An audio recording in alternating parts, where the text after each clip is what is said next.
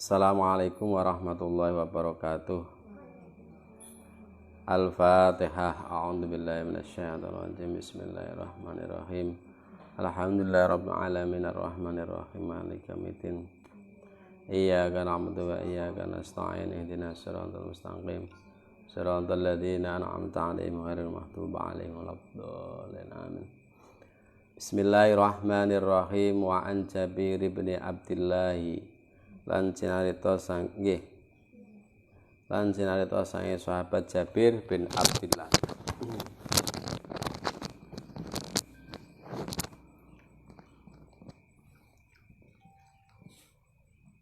radhiyallahu anhuma qala ndika sapa sahabat Jabir salat sapa Muadzun sahabat Muad bin Jabal bi ashabi kelawan kancane Muad al-isya'a ing salat isya. Fatawwala mongko ndawakake sapa Muad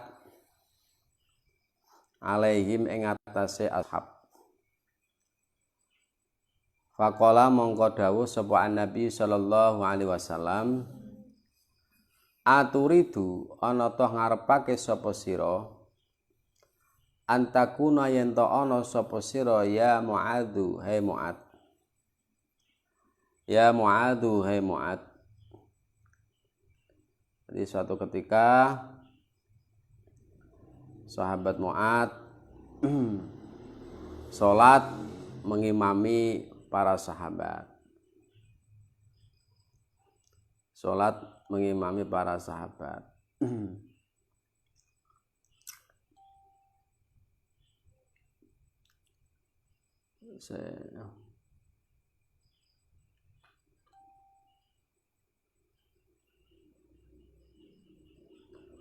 Terus sahabat Mu'ad ini memperpanjang sholatnya, jadi lek ngimami kesuwen lho.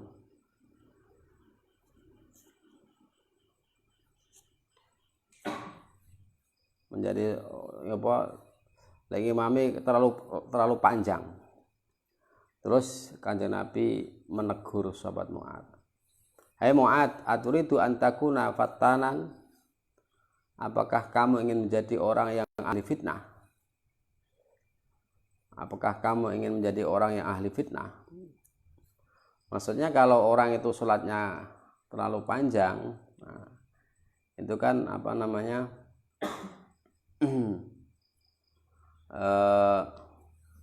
banyak makmum yang keberatan lah.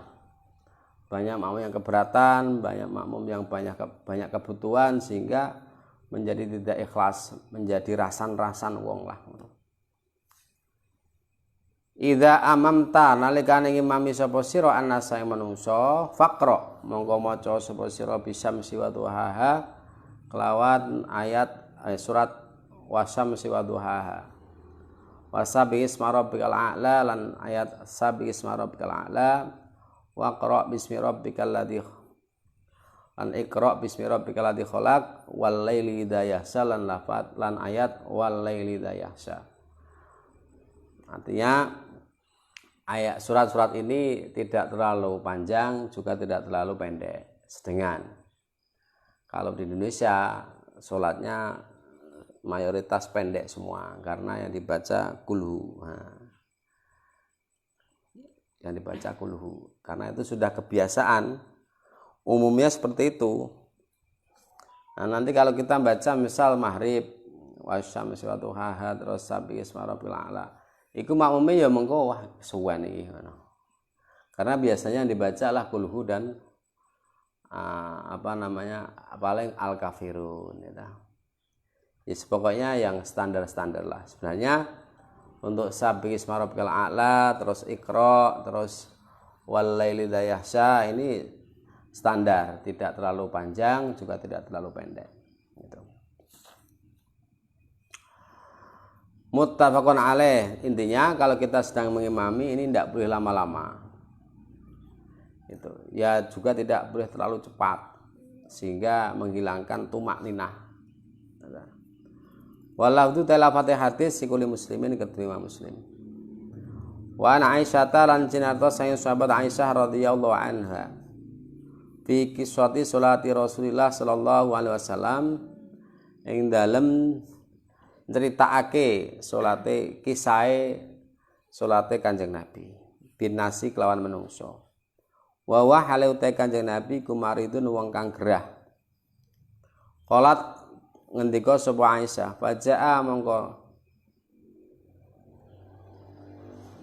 teka sapa rawuh sapa Kanjeng Nabi hatta jalasa sehingga lenggah sapa Kanjeng Nabi an yasari Abi Bakrin saking arah kiwane sahabat Abu Bakar.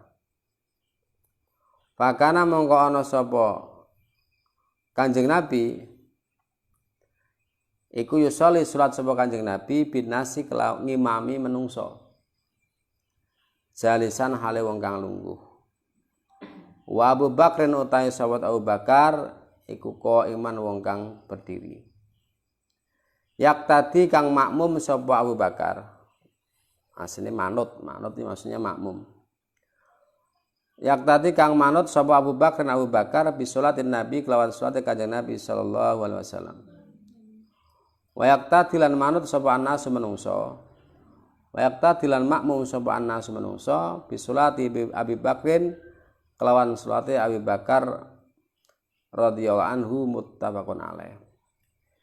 Dewi Aisyah menceritakan tentang sifat sholatnya Nabi, kisah sholatnya Nabi ketika Nabi dalam keadaan gerah. Intinya ketika Nabi gerah, beliau sholat mengimami para sahabat sambil duduk. Kemudian makmumnya ini berdiri. Maksudnya gitu. Jadi boleh imamnya duduk, makmumnya berdiri boleh. Karena imamnya sakit. Wa an Abi Hurairah radhiyallahu anhu lan cinata sang sahabat Abu Hurairah radhiyallahu anhu. Anan Nabi sak temne Kanjeng Nabi sallallahu alaihi wasallam. Iku kala dawuh sapa Kanjeng Nabi idza amma nalikane ngimami sapa ahadukum salah sini sira kabeh sapa ahadukum salah jenis sira kabeh annasa ing manungsa fal yukhaffif mongko nyepetno sapa ahad. Nah, dalile wong NU iki nek salat cepet-cepet, tarawih ya cepet. Nah, sebenarnya lama dan tidaknya itu tergantung budaya masyarakatnya. Ya, semisal di Mbah Yesahal almarhum dulu. Di sana pondoknya sholatnya ya baca 1 juz.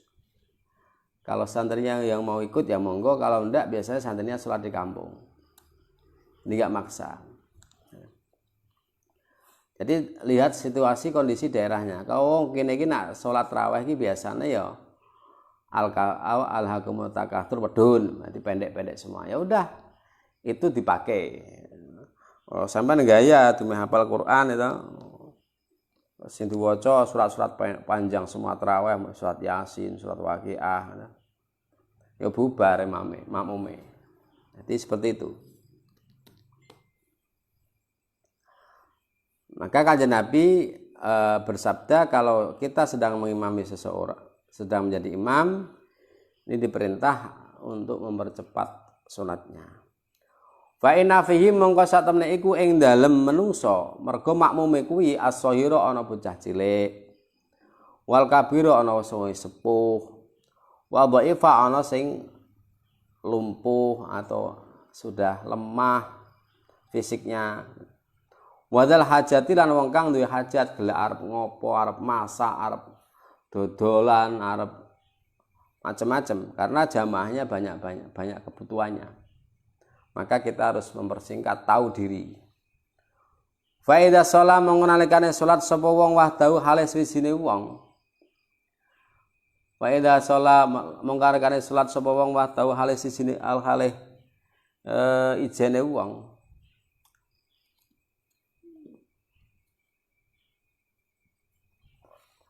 Ya fal yusalli mongko salat sapa wong kaifa yasa hale kaya apa gelem sapa wong. Artinya kalau dia sholat sendiri ya monggo,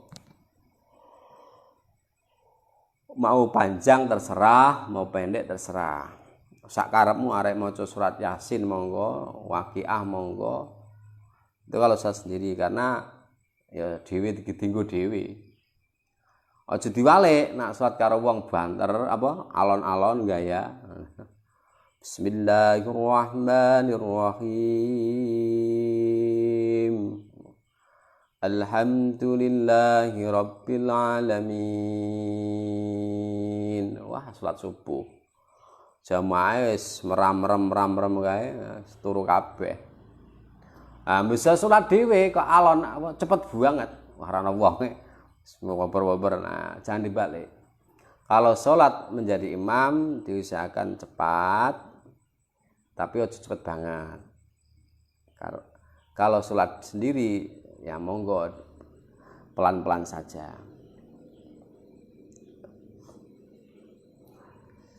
Wa an Amr bin Salimah lan cenata sang sahabat Amr bin Salimah radhiyallahu anhu.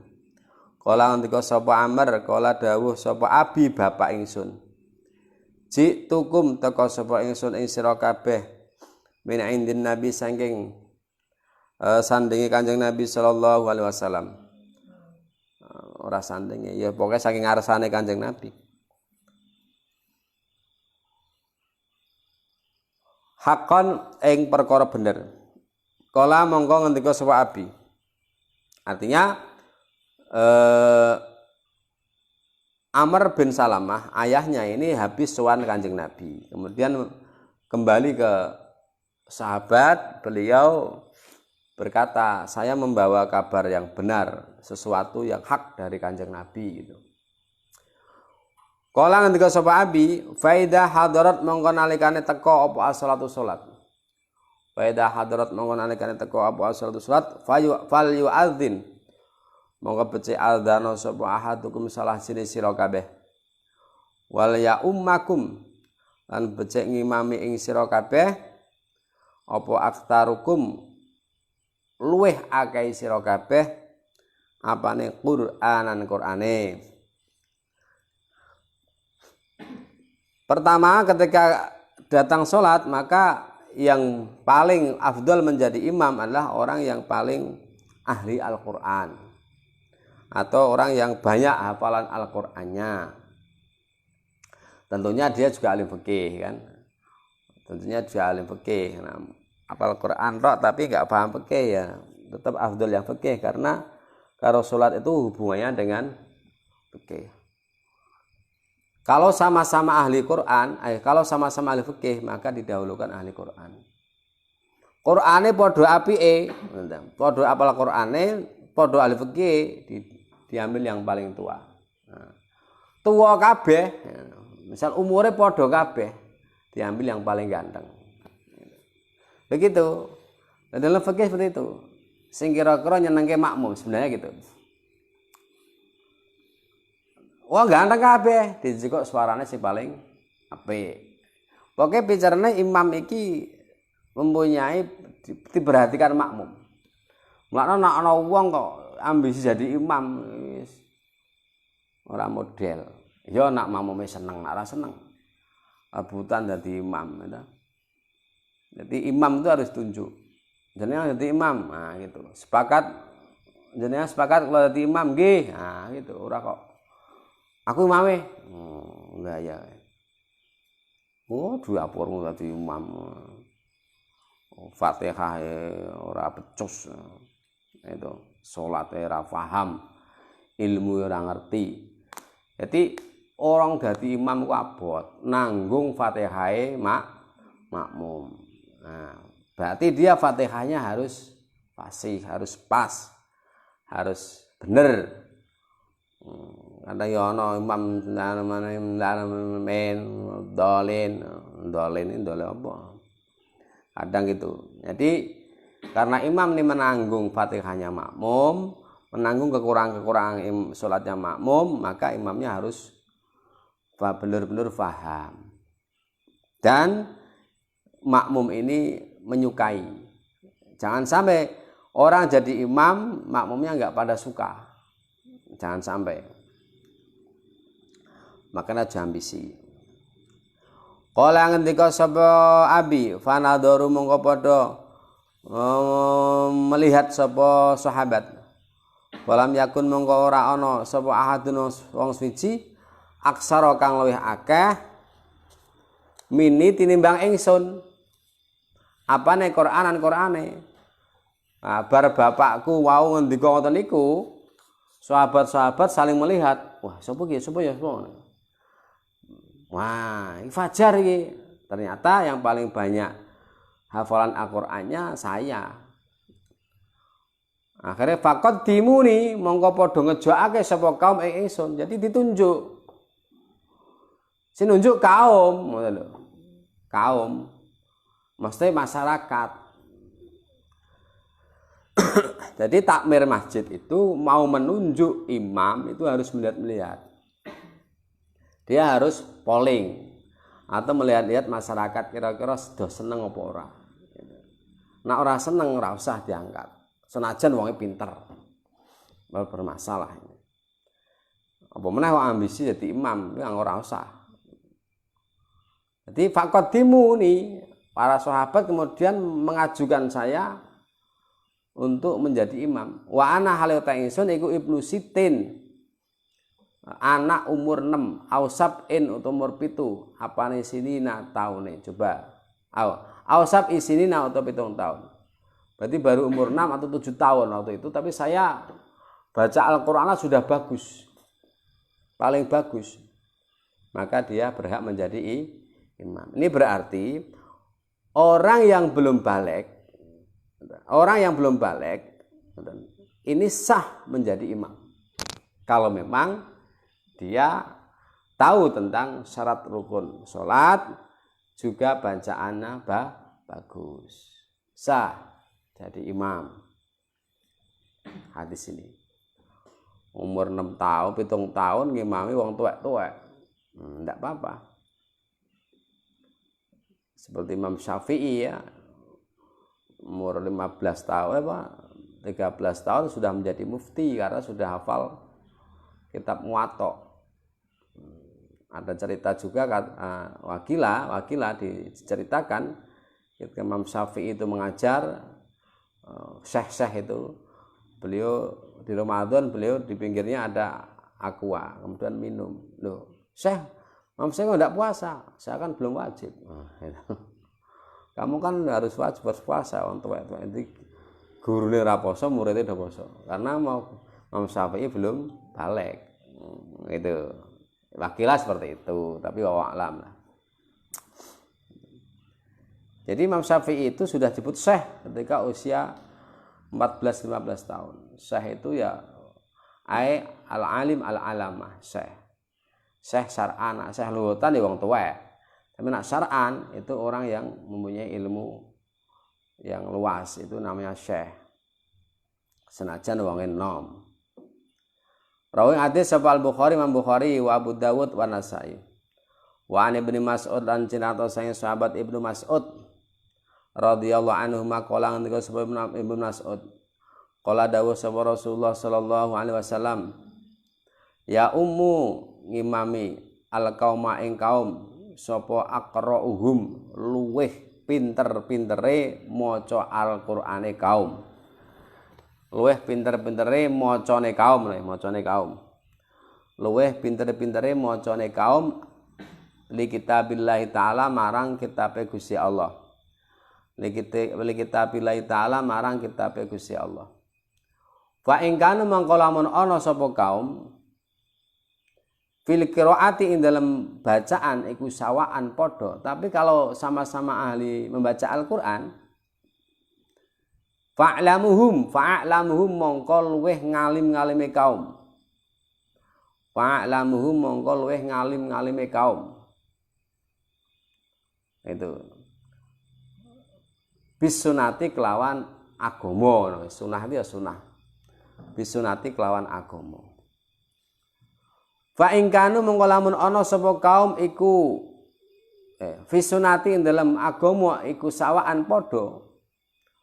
Faqdamuhum mongko luweh dingine kaum. Faqdamu mongko luweh dhisike kaum. Apane hijratan hijrai. Jadi termasuk sahabat yang hijrah pertama kali ini yang berhak menjadi imam ketika makmumnya ini sama dalam qiraahnya, sama dalam kangalimannya, maka didahulukan hijrahnya. Fa in kana mengko lamun ana sapa kaum fil hijrati ing dalam hijrah iku sawaan padha ya fa aqdamuhum silman. Fa aqdamuhum mongko luweh dhisike kaum apane silman oleh mlebu Islam. Hijrah padha, maka didahulukan yang lebih dulu masuk Islam. Wa fi riwayatin ing dalam riwayat siji sinan. Tapi dalam riwayat lain bukan silman tapi sinan, lebih tua. Sinan umure, jadi lebih tua umurnya. Walaya umman nalan ojo ngimami temen. Apa kuwi?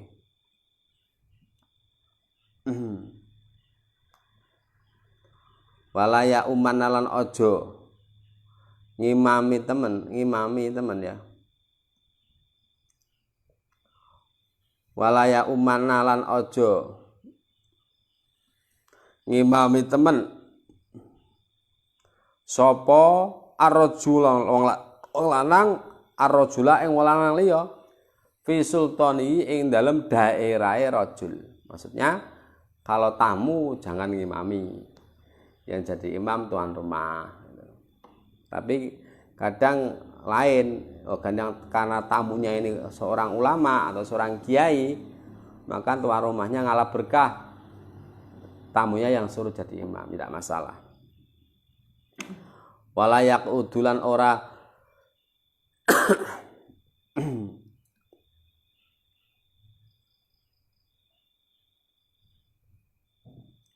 aja walayak udulan ora lungguh sapa rajul fi baiti ing dalem omahe rajul sing mburi ala takrimatihi ing atase kehormatane rajul illa bi'idnihi kejaba kelawan idine rajul mburi. Maksudnya jangan pernah duduk di tempat kursinya orang yang lebih mulia daripada kamu. Itu. Misal, iki kursine Mbah Kiai, ora ana sing wani nunggui. Kalau gitu. Kalau di Madura itu gitu. Ya, setahu saya. Nanti mobilnya Kiai misalnya. Itu istrinya kalau nggak dijak aja nggak berani naik.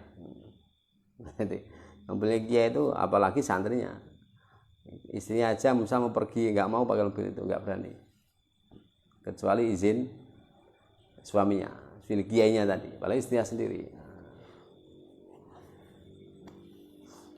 Apalagi santrinya nggak berani. Karena memang memuliakan, jangan sampai kita duduk di tempatnya orang yang lebih mulia tanpa izinnya. Artinya juga ini juga bisa ketika kita bertamu maka jangan duduk sebelum dipersilahkan, itu aja. Kejaba koncone dhewe. Nah, kita bertamu ke seorang kiai, ke seorang pejabat yang dianggap mulia, maka kita harus menunggu izinnya sebelum kita duduk, gitu ya. Ada semacam tata krama lah. Sampeyan suwane ngene wong sepuh urung dipersilahkan duduk wis lungguh, gitu. Urung dipersilahkan merahapi memakan hidangan wis entek isike. Nah, jangan, nanti kita harus sesuai izinnya. Kecuali temennya beda. Orang wong hadis sama muslimun ma muslim. Wali Ibnu Majah lan iku kedue Imam Ibnu Majah. Wala ta ummana aja ngimami temen sapa imro'atun wong wadon. Muhajiron ing sahabat muhajirin.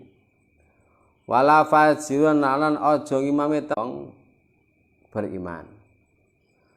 Ini itu tidak menjadi makmum. Apalagi mengetahui bacaan imamnya itu banyak yang salah, maka Anda wajib untuk niat mufaraqah langsung. Saya pernah sholat di sini, saya sampaikan di Masjid Agung Bantul itu, biar ada yang dengar nih. Sholat maghrib, ketika saya mau sholat ternyata sudah Allahu Akbar, sudah makmum saya. Pas imamnya baca Bismillahirrahmanirrahim, wah bacaannya luar biasa, jos marko jos. Saking jose ngase aku ora paham. Ki maca Fatihah mau nyanyi. Akhirnya karena bacaan Fatihahnya maut, menurut saya tidak sah, maka saya langsung niat mufaraqah. Saya langsung niat tidak menjadi makmum. Tapi karena barisan saya itu tidak di belakang sendiri, sehingga saya harus menyesuaikan. Artinya kalau saya kemudian sholat sendiri kan nggak enak. Saya menyesuaikan, saya Fatihahnya agak pelan-pelan, baca suratnya agak panjang. Sebenarnya menyesuaikan supaya pas ketika dia rukuk aku rukuk. Itu aja. Ben rumangsane wong-wong aku tetap makmum. Asline ora makmum, mergo napa? Bacaane yakna. Nah, bacaan ya. Jadi supaya kita menghindari fitnah, kan? Karena kalau kita sholat sendiri juga, pasti kewatangannya enggak ya kayak sholat dewi, kayak gitu. Tapi saya anehnya ini orang banyak makmum enggak perhatian sama bacaan imamnya. Itu tahun kemarin lah, setahun yang lalu. Akhirnya saya tuh sholat mufaraqah, tapi sholatnya tak pas-paske bareng dhek rukuk, bareng sujud. Nah ini ben rapate ketara.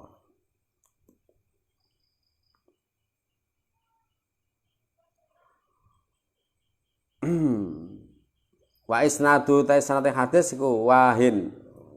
Wahin iku ya samar. Wa an Anasin radhiyallahu anhu, anan Nabi sallallahu kanjeng Nabi sallallahu alaihi wasallam. Iku kala ngendika sapa kanjeng Nabi, Rusu padha njejegna sapa sira kabeh.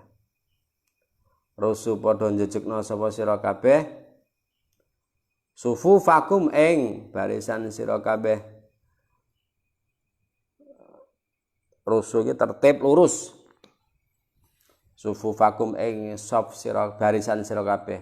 Wa qaribulan pareka sapa sira kabeh benaha ing dalem antarane sufuf.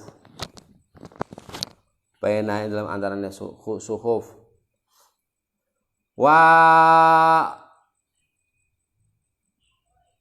wahadulan ngepasno sapa sira kabeh bila anaki kelawan pira-pira leher, bila anaki kelawan pira-pira leher. Dadi glune padha baris.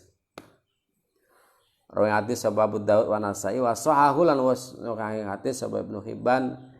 Ini kalau sholat jamaah dalam keadaan normal, kita disunahkan untuk barisan itu rapat dan lurus. Rapat dan lurus. Jadi jangan pencop-pencop, jadi rapat. Jadi bersentuhan satu makmum dengan makmum lain itu bersentuhan. Jadi pas ke. Itu. Tapi ojo pet banget nak tahiyat akhir biasanya cok ngidak. Tapi kalau dalam keadaan darurat seperti sekarang ini, boleh kita kalau kita lihat dalam kitab ya, baik kitab I'anah maupun di dalam kitab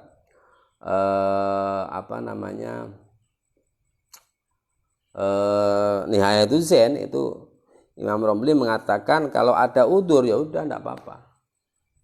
Kalau ada udzur boleh ya, sholatnya tidak rapat, renggang-renggang. Kalau sekarang kan 1 meter kan gitu kan. Boleh, dan itu tidak mengurangi fadilah jamaah. Karena apa? Ada udzur. Kalau di sana dicontohkan karena panas. Jadi jamaah banyak, ada dulu kan kalau Masjidil Haram dulu kan nggak ada pohon-pohonnya. Ini skala saya itu ada barisan di depan sudah belum penuh. Kalau saya memenuhi barisan itu, aku wong rapat panas, padahal panas sekali. Nah, iki ono terase wong rumah. Ya udah, kita nggak usah ke barisan itu enggak apa-apa. Kita menyendiri di tempat yang teduh. Karena apa? Ada udzur tadi, karena dia tidak kuat panas atau saking panasnya. Maka ketika ada udzur untuk tidak rapat, maka tidak apa-apa dan tidak mengurangi fadilah jamaah dan fadilah sholat Jumat. Fadilah jamaah dan fadilah barisan tidak berkurang.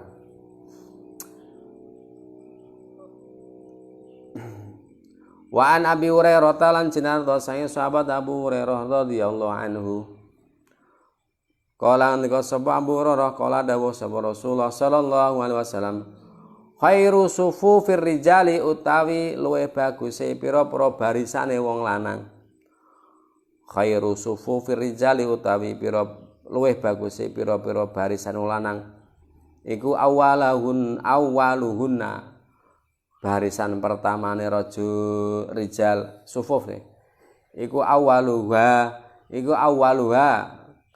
kawitane sufuf. Wasyarwa utawi luwih ala-alane sufuf iku akhire barisan. Jadi kalau laki-laki, kalau makmum di depan, kalau perempuan di belakang. Wa khairu sufufin nisa'i utawi luwih baguse barisane wong wadon. Utawi luwih baguse barisane wadon iku akhire sufuf. Wasyarruha utawi luwih ala-alane sufuf iku awaluha kawitane sufuf. Nah, yang repot itu kalau sholat di musola. Di musola itu kan perempuan sama laki-laki sejajar. Cuman dikasih sekat biasanya. Tapi si laki-laki si perempuan. Bagaimana? Tidak apa-apa. Kenapa? Karena itu darurat. Sebab apa? Sebab kalau laki-laki depan, perempuan di belakang, nanti kalau ada laki-laki ini mau telat sholat, masbuk, ini nggak bisa ke sana, nggak bisa ke depan karena terhalang dengan perempuan. Nah, kecuali di samping itu ada pintunya. Gitu. Kecuali di samping itu ada pintunya, maka boleh. Maka yang bagus laki-laki depan, perempuan di belakang. Itu yang bagus. Nah, kalau musola dulu itu kan nggak seperti itu. Laki-laki di samping, perempuan di samping. Ini sebenarnya kurang afdol, tapi ya serapopo. Mergo nak engko lanange ning ngarep wedok ning mburi, wis mburi kebak. Lah kok nak ana wong lanang jamaah lain mau masuk sekali-kalingan wedok. Kecuali yang perempuan di belakang dibuatkan sekat sendiri. Jadi dia jangan penuh.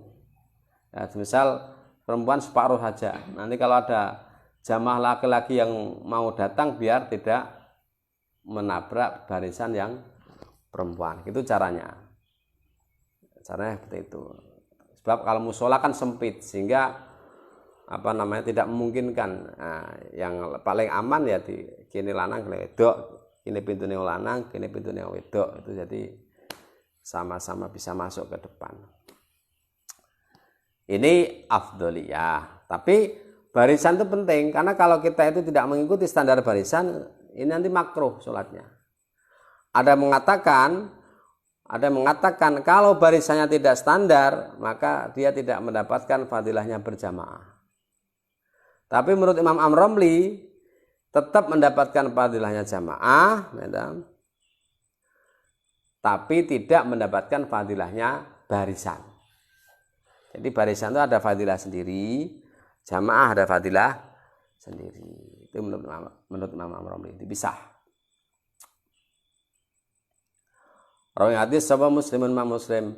Wa an Ibnu Abbas lan jinate sang Ibnu Abbas radhiyallahu anhuma qala andika sahaba Ibnu Abbas, "Sholatu salat sapa ingsun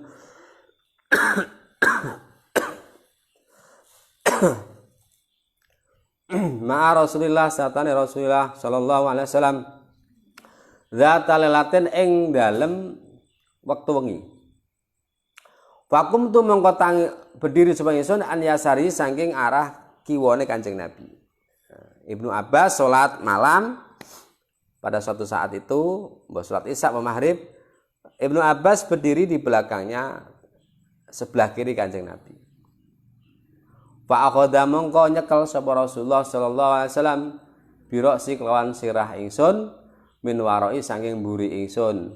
Wa ja'alani mongko ndadekake sapa Kanjeng Nabi ing ingsun an yamini saking arah tengene Kanjeng Nabi. Cekel nih, pindah nih. Pindah sebelah kanan.